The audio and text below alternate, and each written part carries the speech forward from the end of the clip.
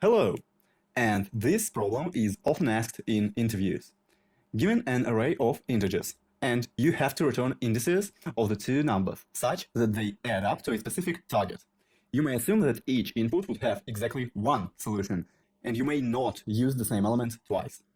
So let's write a naive solution first. We can use two nested loops to iterate through the array and find the two numbers that add up to the target. So first, let's define a function. toSum nums and target. Then iterate through the array for I in range len nums. And again iterate through the array starting from the next element.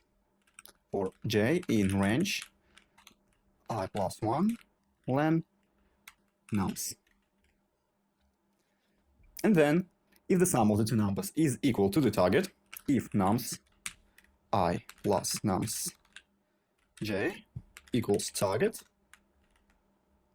we will return the indices of the two numbers. Return I and j. And if we get here, it means that there is no solution, but it should never happen. Now let's check. toSum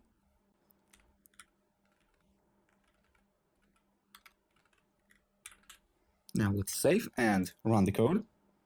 Everything works. Great. While this solution works, it is not very efficient because we are iterating through the array twice. That means that the time complexity of this solution is O of n squared. This function will take quadratic time to run, and it will be very slow for large arrays. Can we do better? Of course. To do better, we need to think about how we can reduce the time complexity of our solution.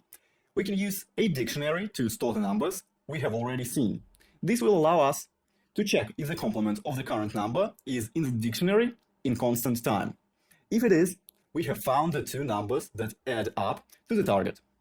If it is not, we add the current number to the dictionary and continue iterating through the array.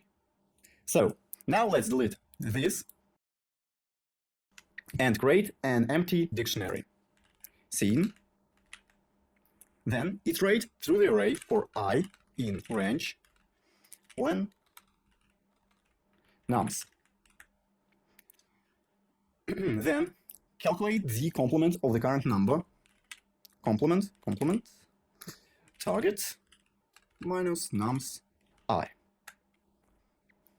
And if the complement is in the dictionary, if complement in scene, we will return the indices of the two numbers. Return scene complement and I. Otherwise, add the current number to the dictionary and continue searching. Scene nums I equals I. And now let's save this and check. Everything is working. Great. Now we are iterating through the array only once, and we are using dictionary to store the numbers we have already seen. This means that the time complexity of this solution is O of n. This function will take linear time to run, and it will be much faster for large arrays. So, thank you for watching, and goodbye.